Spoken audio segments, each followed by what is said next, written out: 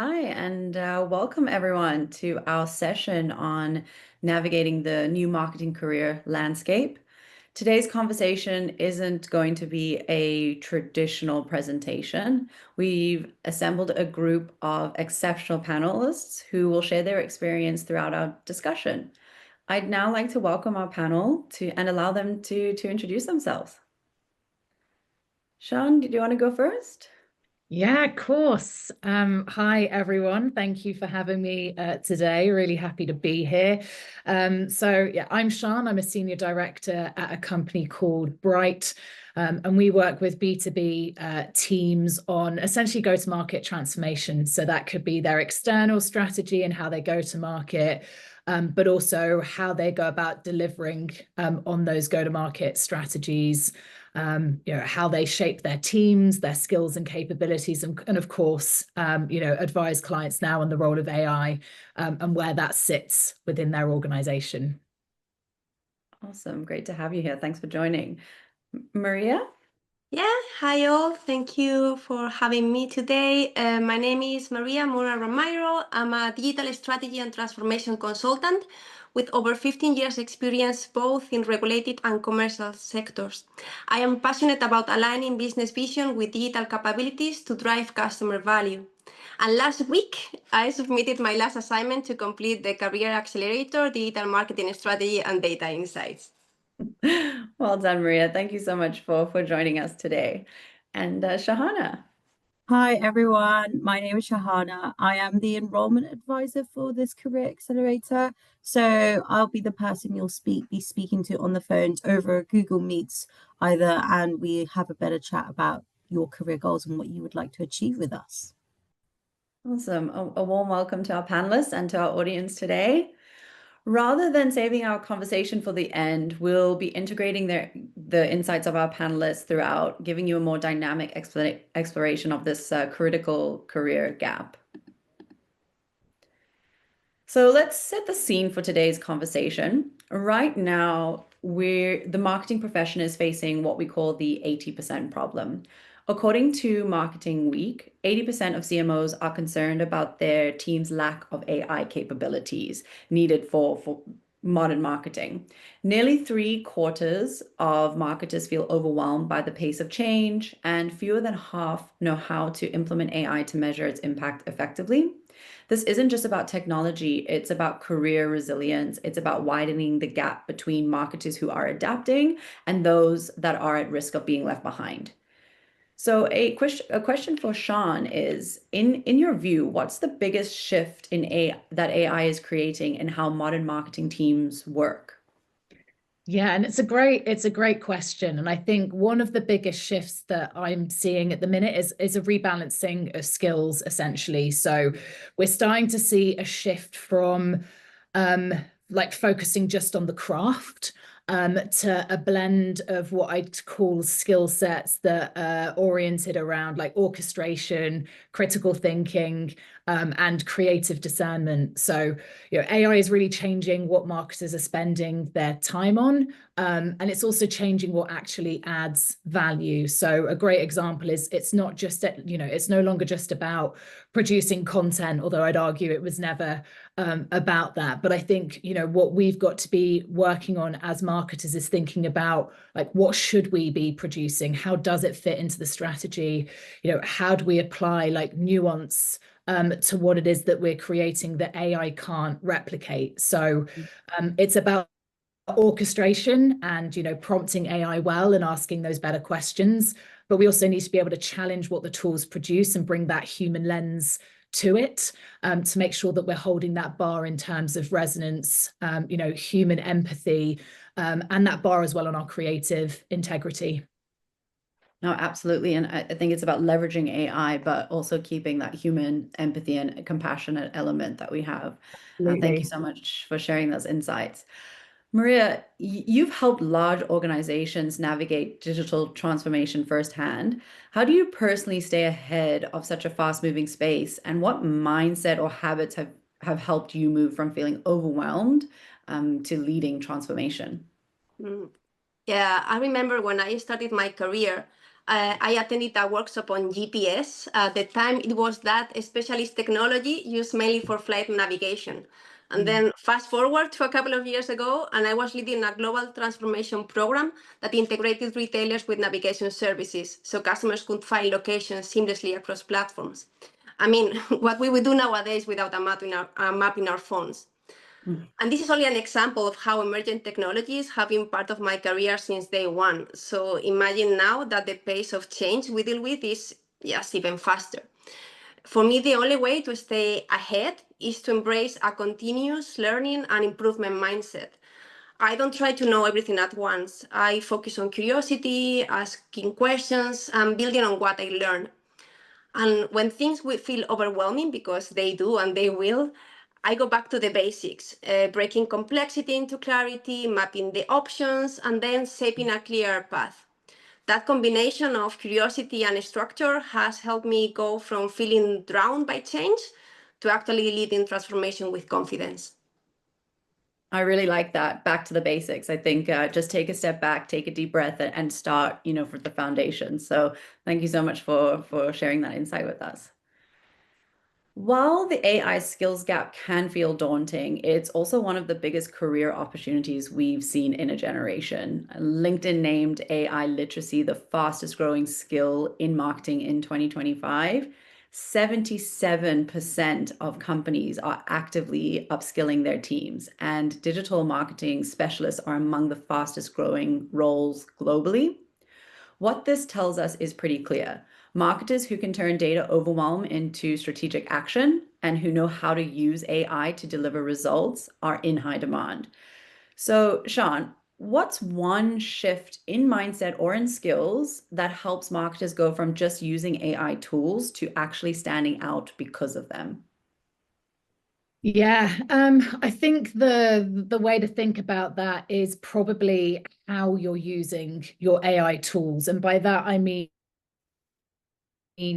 we shouldn't AI to replace the work. It really should be our thinking partner as part of this. So it's really thinking about how we use AI to pressure test assumptions, co-design value propositions, model friction in our customer journeys, and really think about how we're using it to challenge us and challenge what we're seeing and what we're thinking. And I think that's really where people are going to accelerate, or where they're going to stand out, because they're using it to accelerate and amplify what it is that they can do, and automating parts of their role that certainly are like low value or like low impact work, and focusing their time on that high impact, high value, as I say, like strategic thinking partner that helps them to amplify what it is that they're doing and really challenge the status quo in terms of how they're operating, and driving, I think, moving forward into more of those like white space opportunities. Yeah, no, very, very interesting. Thank you. Maria, as someone who's had to stay adaptable, how did you start building confidence around AI? Well, I have to confess that in the beginning I was a bit reluctant.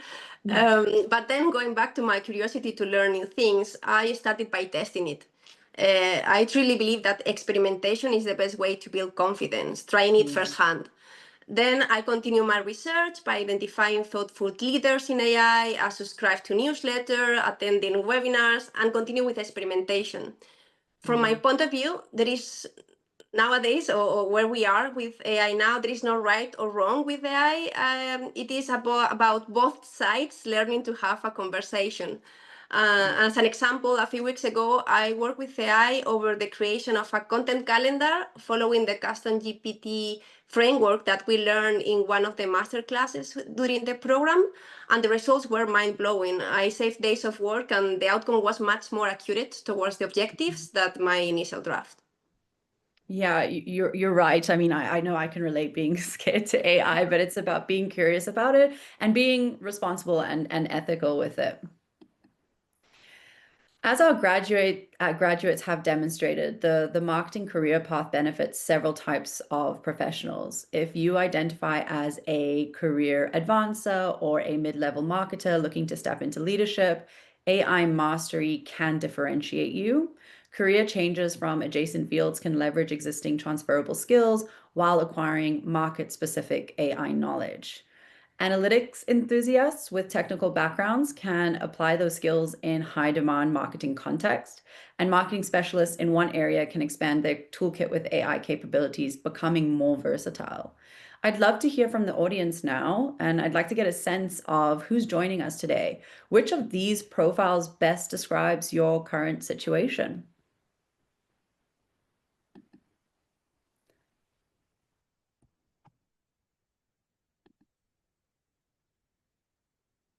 Thank you. Now, let's dive into 3 high-impact skills clusters that are reshaping marketing roles and setting our top performers apart. These are areas where AI is already driving measurable value and where marketers who upskill are commanding premium salaries in strategic positions. We'll start with the first, which is AI-driven content creation.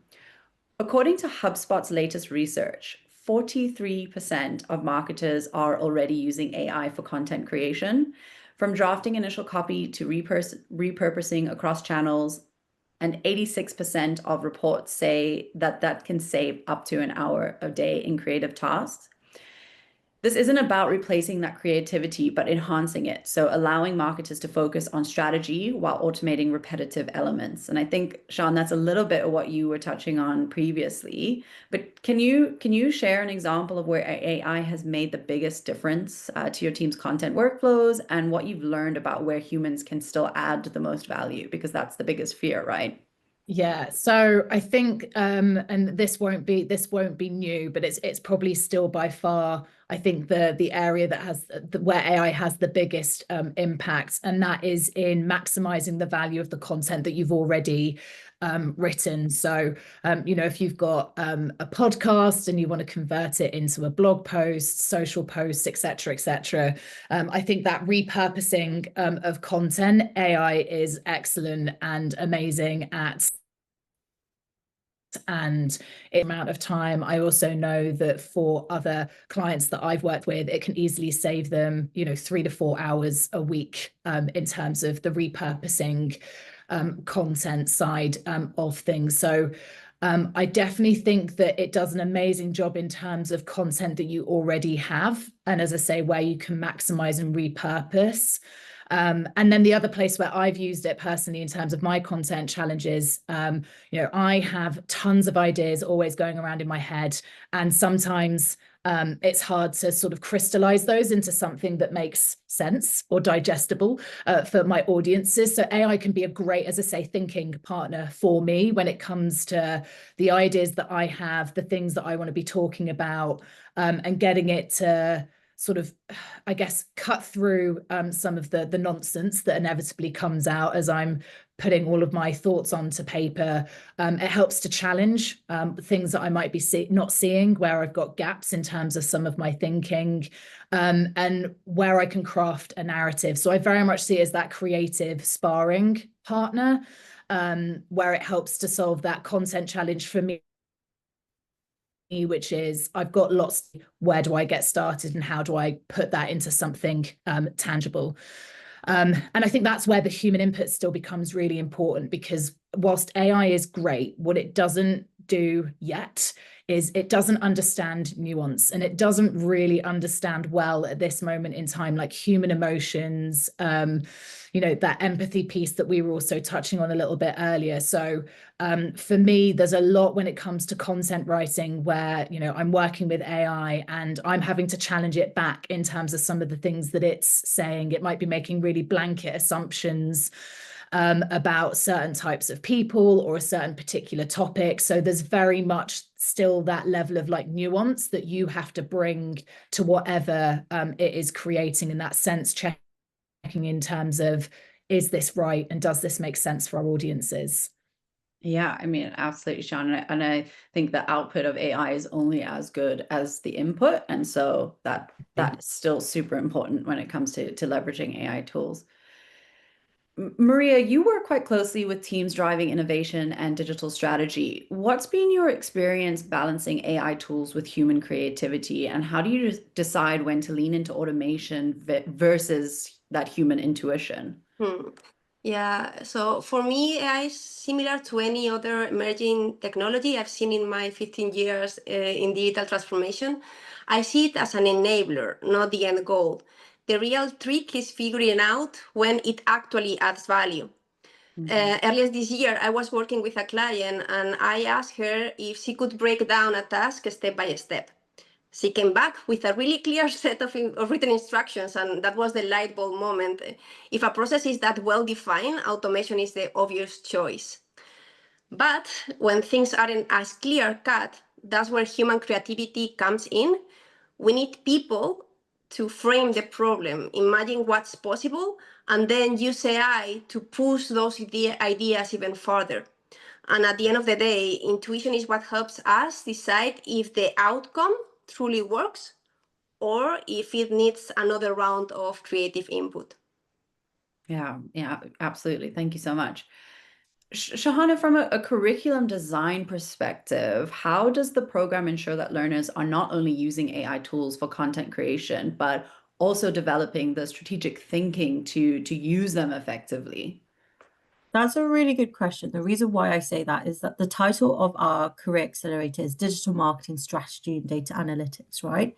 So there is a huge focus on strategy, and that will be covered mostly in course 1 of the program. So course 1 is looking at strategy and marketing, and it will be 6 weeks long. So it's going to be very in-depth and very immersive in what you'll be learning when it comes to strategic thinking. So you'll be learning how all the tools, platforms, channels, AI aspects as well tie back into the strategic thinking for marketing. And wherever you go, strategy is just so important. And wherever you want to create campaigns or you want to create marketing, tools, strategy is so important and critical for that. So we go to the very basics for course 1. And yes, AI aspects would be covered, but it's only part of everything else that ties back into strategy. So we look at the more wider space of thinking when it comes to strategy. So our curriculum holds a more holistic learning rather than focusing on really niche tools and platforms and channels. Don't worry, it will be thoroughly covered, but we're really looking at the basis and the foundation of strategy to really implement into your skills. So yeah, I think it's really important not to forget about those foundations and those basics, and just like Maria said, just take a step back to basics and then build up from there. So I'm glad that the curriculum also supports that. The second high impact skills cluster is predictive analytics and personalization, and it's rapidly becoming a must-have for marketers who want to lead, not follow. 73% of marketers now use AI to deliver personalized customer experiences, and 94% believe personalization directly impacts sales performance. What's powerful here is the ability to predict customer behavior in real time, whether it's identifying high-value segments, surfacing tailored offers, or anticipating churn before it actually happens. This is the skill set that separates campaign managers from strategic growth drivers. Sean, how is your team using AI or analytics to personalize marketing at scale, and what impact has that had on performance or on decision making? Yeah, so it's a good question, and I think there's this. It ties a little bit into what you mentioned earlier in terms of the input in. So I think the first thing is, like, when I think about personalization, and certainly when I'm working with clients in that area, we've got to go back to basics and actually look at some of the foundations in terms of what's the quality of their data like at this moment in time. Because if we, the predictive person is only as strong as the data that sits behind it. So if our inputs are messy, if biased, incomplete, then there will be instances where AI is just going to accelerate bad decisions or do the wrong type of personalization. So what I'm actually working on probably a lot more with clients is how do we make sure that we've got those right foundations in place. And then the decision making becomes what degree of personalization do we need, and how do we want to orchestrate that? Because there is a risk with AI that you can go to the very extreme in terms of hyper personalization, and there becomes a point where that the traction there decreases, and actually the value you're getting of spend, etc., isn't worth it. And there's also times where I've been using add like personalized ads, and what you start to end up seeing is that it's mashing up creative or text from like different adverts that have worked really well, or as I say, based on some assumptions you put in place, and then what it then churn out is kind of a lot of nonsense in terms of an ad creative. So there's still a level of human oversight essentially that is needed to make sure that that kind of works effectively. But where I think that AI does work really well from a personalization perspective is complex analysis, because our brain can only handle a certain amount of decision making. So if you're working on campaigns where you've got 50 plus segments and you've got like 50 different types of creators, and you're trying to work out how to map all of those potentially together, AI is going to be much faster and more effective in terms of doing some of that decision making for you. So it kind of eliminates some of that drag that comes from that complex analysis, where you've got multiple decision points that you've got to be thinking about. So I think that's probably a great place to get started with it in terms of, as I say, that analysis and decision making piece. And then as humans, you've got to kind of think about it from a prioritization and focus, and as I say, level of personalization that's actually going to enhance the customer experience and support your brand strategy, versus, as I say, going too far with it where actually it becomes harmful. Mm-hmm. Yeah, no, very, very interesting food for thought there and train of thought that we could go down. But I'm gonna pick Maria's brain a little bit, because in your consulting work, Maria, how do you help organizations make sense of customer data, and what roles does AI or predictive thinking play in shaping better customer strategies? Yeah, the way I see it is same as if you are cooking a chocolate cake. You won't get a Now I'm tasty hungry. dessert if you don't have the right ingredients. So the data is your ingredient, and you need to follow the baking instructions. So data is key to shape a good customer strategy, but it needs to be captured following compliant and ethical policies even before considering using predictive analytics. And that's an essential topic that we reviewed as part of the Career Accelerator in course 2. And that's why, as a consultant, I always follow 3 steps. Is the first one, I review those policies and confirm if the data is compliant. If not, nothing else can be done till this gap is resolved. The second step is assess the quality, as Son mentioned, how, when the data was collected, when was last updated, any typos. And it's here in this second step where AI can start helping with the evaluation of the data, creating a diagnostic and suggesting areas for improvement.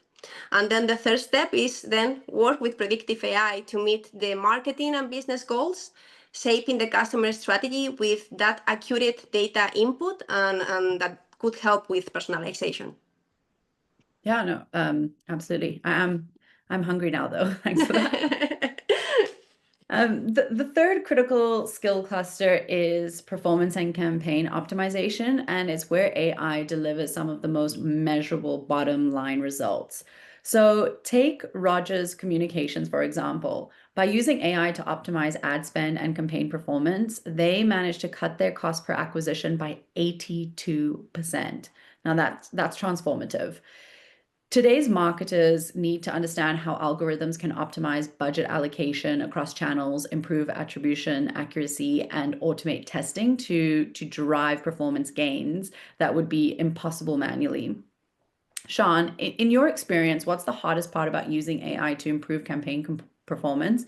And what advice would you give to marketers trying to get it right? Yeah, so honestly, I think the hardest part is knowing when to trust the data. I think, a lot of, as marketers, we still struggle with, like as Maria was saying, quality of data, where that data sits, when that data was acquired, et cetera, et cetera. So I think there's an element of, like, can we trust what level of trust can we give to what it is that we're seeing? And I think it goes back again to something that Maria was saying in terms of the solution there, which is experimentation. AI makes it easier to test and optimize and scale. So I think that we can, what I would be saying to people is anchor everything in experimentation. So, where can we use AI to build out hypotheses that we can test and confirm whether, what we're seeing is accurate, or whether we're actually being led down heading down the wrong direction, or starting to lose the thread in terms of where it gives us value. So I think it's always got to tie back into challenge everything to some degree in terms of what you're seeing, ground it in experimentation, and then, as always, return to the customer. When in doubt, return to the customer in terms of what they're experiencing, how they're engaging, how they're interacting, what they're interested in, et cetera, et cetera. Also, thank you. Thank you so much for sharing that. Sorry, I had a little bit of technical difficulties. I hope you didn't miss me too much. Maria, from your perspective in leading digital transformation, how have you seen AI change the way that teams approach marketing performance? Well, AI, as Son mentioned, has changed the way marketing teams work by releasing them from repetitive tasks and giving them space to focus on innovation and experimentation. I've seen creativity in campaigns increase as never before because the teams can now spend more time experimenting and less time on manual reporting.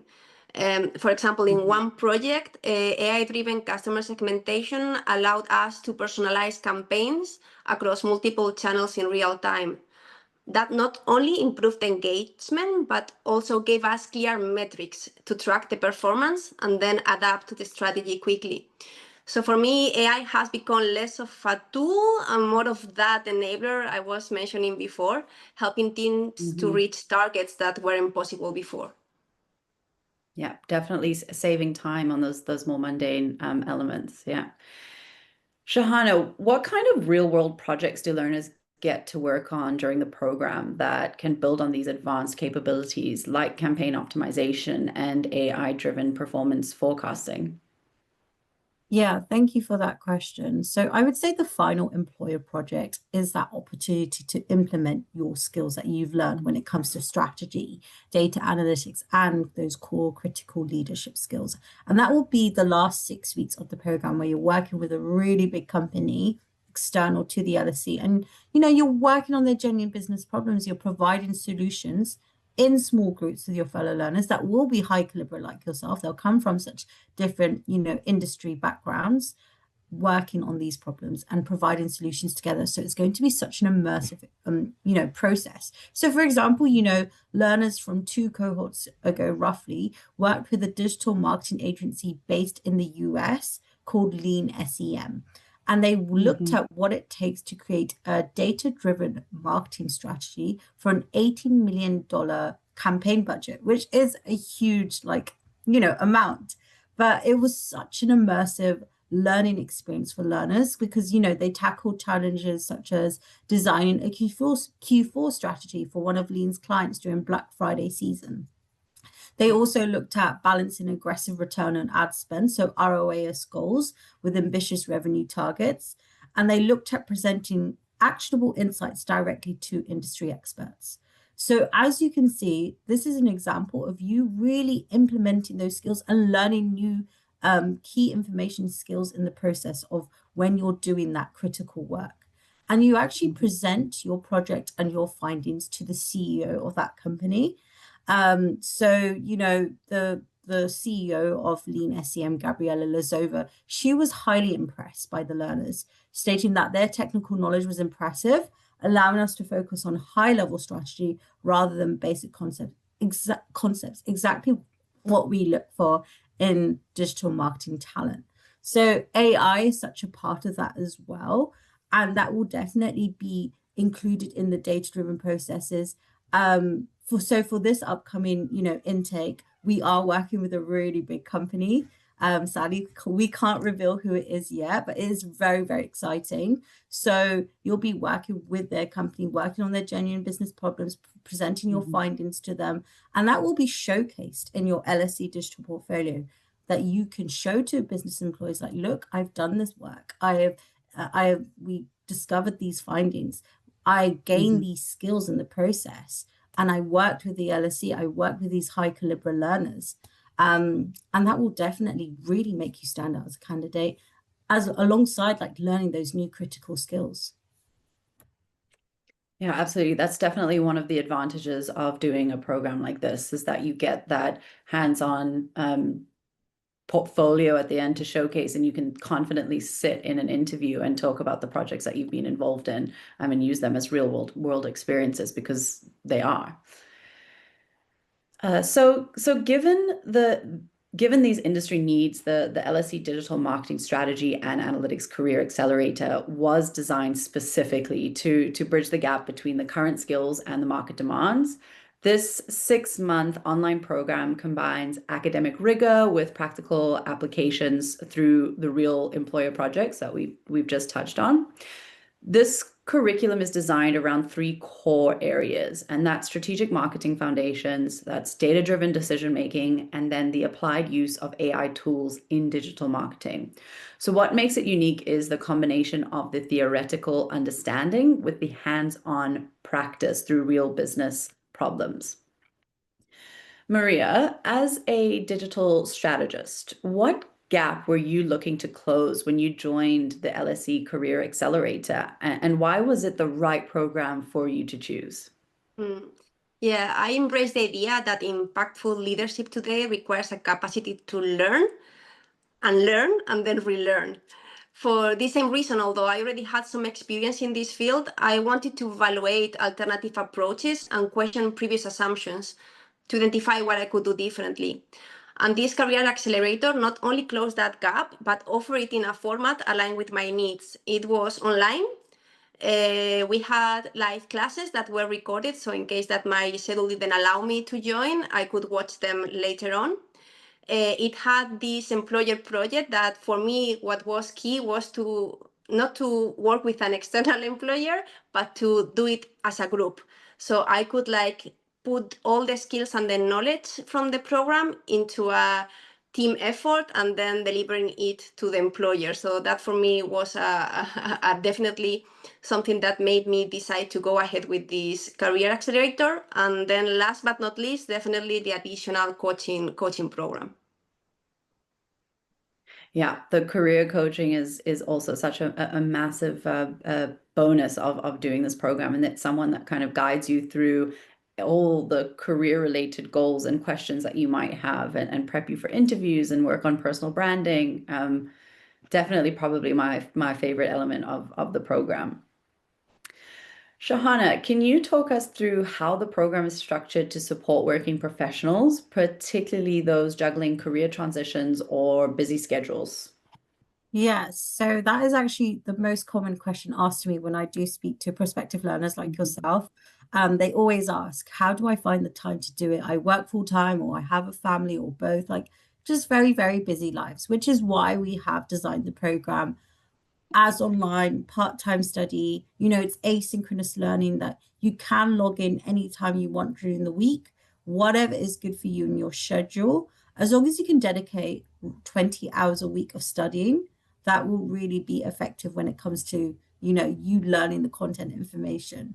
But say a week becomes really busy, just let your student success manager know. They will be your go-to person. They will touch base with you when it comes to your well-being, how you're doing, and they can help you allocate the hours that are good for you throughout the week. And then, we're very flexible, very understanding that we do understand you have very busy lives, which is why the student success manager will help you actively allocate those hours essentially. And we've had many, many learners that, have been able to achieve like so much with our career accelerator and complete the program and go on to wonderful, illustrious careers.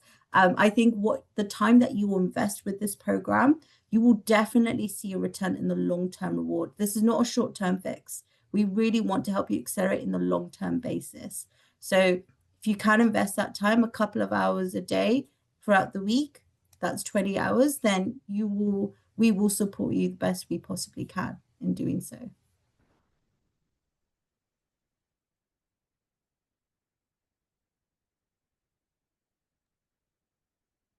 I think I answered the question, Danny, but if you want me to speak more, I'm more than happy to do so.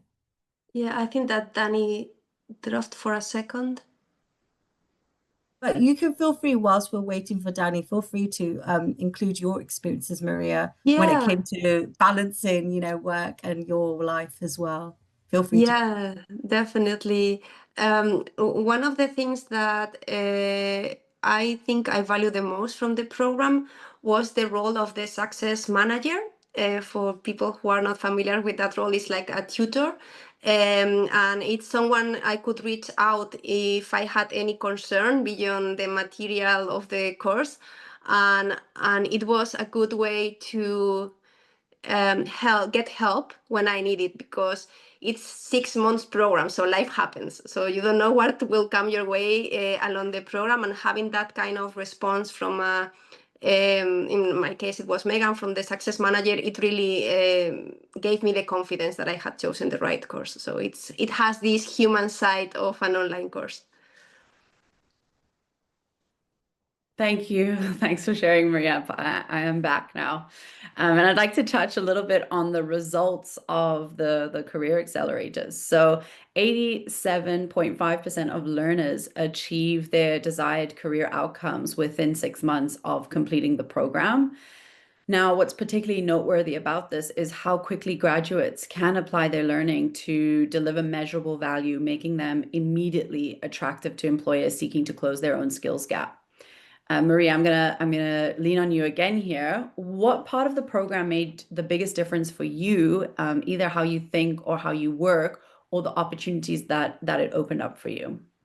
Yeah, this program has been both a reaffirmation of my strategic capabilities, but as well a genuine reframe of how I lead digital strategy and transformation initiatives.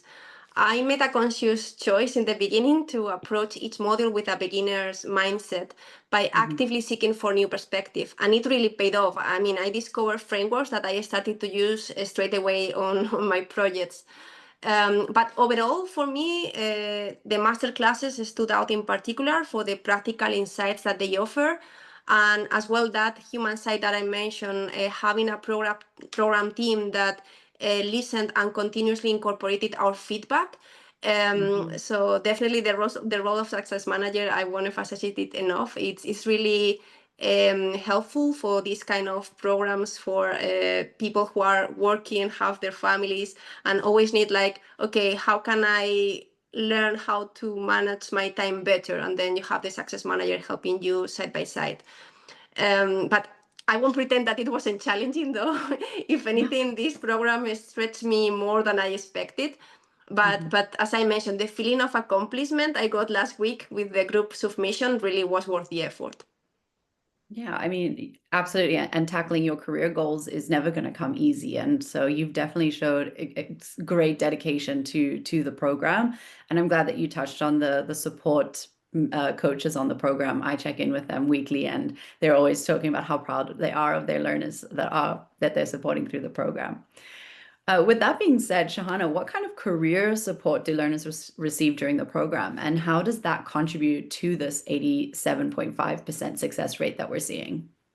Yeah, and that is a really high percentage if you really think about it, because that survey wasn't completed by all learners that, completed the career accelerator. That's just, the learners that, did the survey. So 87.5% is a really high rate. And that's Mhm. reflection on our career coaches. So once you start the program, you'd be assigned an executive career coach to really support you with your career goals. So these career coaches, they have many years experience in the industry. They have a really good insight of what is happening now in the market and what is happening ahead, right? So they will work with you on a one-to-one basis. You will meet with them every 2 weeks for 1 year period. So even after the program is completed, you're still receiving that executive career coaching support with no extra costs or fees involved with that. And it just goes to show the long-term outcome focus within our program. And the kind of work that you'll be doing with your career coaches is that they will help you firstly figure out what it is that you want to do in your career, right? You're doing this digital marketing career accelerator. They'll ask about your career background. They'll help you work towards what it is that you would like to achieve. And then they will help you achieve those career goals in practical, realistic steps.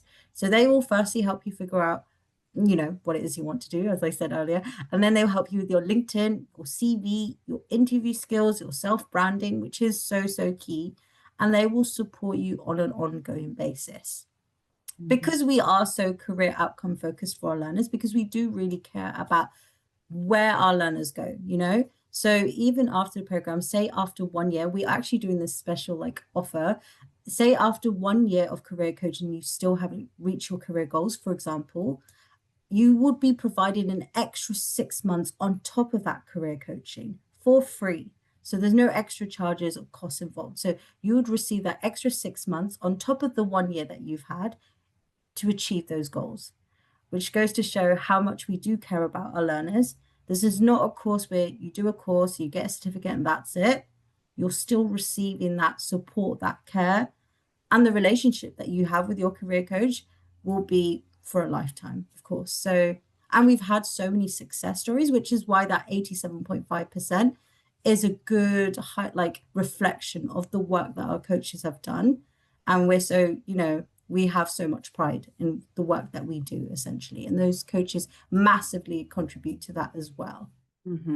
Absolutely. And I think that really brings me to such an exciting opportunity that we can talk about. And as I wrap up the webinar and the presentation today, is that if you're thinking about building your future in digital marketing, now is really the moment to act. Applications for the London School of Economics Digital Marketing Career Accelerator close on the 6th of October, but I strongly encourage you not to wait. Why? Well, we have created something very special to offer our webinar attendees exclusively today. We've put together what we call a Smart Start package. And what this is going to include is it's going to include a ChatGPT Plus license to start practicing advanced prompting straight away. You're also going to get a head start on that one-on-one career coaching. So you'll actually get career coaching sessions before the Career Accelerator starts. So the sooner you lock it in, the more you can put those sessions in before starting the program. There's also going to be an early connection to the LSE Alumni Network, and this will be given to you prior to completing the program. So you'll get a head start on networking with alumni of the program. Now, this is all in addition to that 12 months of coaching that Shahana has touched on. And I just want to stress that places are extremely limited with the Smart Start package. If you are ready to take advantage of it, reach out to Shahana or to Lynette, our other enrollment advisor, and start your application as soon as you're ready to commit. They're really going to take the time to speak to you about what your career goals are and really ensure that the outcomes of the program are meeting the outcomes that you're looking for in that career change, and really get you talking about how digital marketing is going to fit in your future career. That brings us to an opportunity to answer any questions that may have come through. If you have some questions for us, please put them in the Q&A. I am going to just lean a little bit on our panelists before I let them go, just while I have them here, as I see some questions are for them. Maria, this one's for you. Why did you select this program to do? Yeah, I'm very structured when I need to make decisions. So I did a comparison of all the part-time courses I could find, if they were online, and I put together the pros and cons, including the price and the length of the course. And this one was the one that ticked all the boxes. As I mentioned, it had live classes because I didn't want to go through the material myself, but not having the opportunity to ask questions live. So those live sessions for me was definitely one of the ticks. The opportunity to network, because by having those live sessions, you can interact with your peers aside of the group project. And definitely, yeah, as I said, the group project and the team that is behind the program that is helping to provide all the information, since the advisor in the beginning, giving you all the instructions till the very end when you submit your last assignment. Thank you so much for sharing that. I believe Shahana was your enrollment advisor as well. So it's amazing to have you here today. Maria, what tools did you use and were you exposed to on the program? Sorry, can you repeat the question? Which tools and Oh. platforms were you using on the program? Yes, during the program, we use Canvas and Circle. There are two platforms where we could first interact with our team members, with the facilitators, with the success managers, and then Canvas when we were using the material. And then along the course, we touch on different tools. I've tried to remember them all, but we touch on Moz. I think it's SEMrush, that is to help us to do market research. We touch on Asana. What else? I believe Miro. We use Yeah. Miro as well. So there were so many that I need to recap and put them together. But definitely in each of the courses, you learn to use new tools and then you build on them course by course. So it's not like you touch them in course one and then you forget about them. You keep using and applying your new knowledge and skills as we went along. And on the program, we definitely use the main digital marketing tools and platforms. So that's Google Analytics 4, Miro, Hotjar, and Looker. And we give you insights and context on how to leverage those tools. Maria, there is a question about the employer project. So I know that there's some details that you can and can't share around your employer project. Are you happy to just provide us a little bit of insights into what your project was about and the industry that it was in? Yeah, it was in the industry of AI, so very close related to today's webinar. And the employer project was meant to provide a new strategy direction based on the data input from the last year and provide different options for the client to take forward and meet their business goals. So we were in different groups. In my case, we were 6 people in the team. So we had various assignments along those 6 weeks, and we could interact and ask questions to the client as if we were an agency. So that really added the value that to make it a real case. So it was not like just receiving the brief and working on that, but having sessions with the client to do the pitch as well, and then to perform the final presentation, incorporating the feedback received from the client. Amazing. Thank you. Thank you so much for sharing that. We have time just for a few more questions. So we have one here about the payment plans for the program. What I encourage you to do is there are various options for payment plans on the program, and I encourage you to speak to your enrollment advisor about which is going to be best tailored to your budget. Shahana or Lynette will be able to support you and really get into what your budget for investing in a career change or a career move like this it looks like, and they'll give you the best support there. Then there's another question about I have no experience in digital marketing. Would this program help me gain everything I need? I currently work in teaching. So that's a great question, and I'm not going to directly answer it on this platform, but this program has been created to support 3 types of learners on the program. And we do see learners that come in without any digital marketing experience, and we support them with a career transition. What I can encourage you to do is to reach out to Shahana or to Lynette, and they will really dive into what your teaching experience is and how we can support you through the program.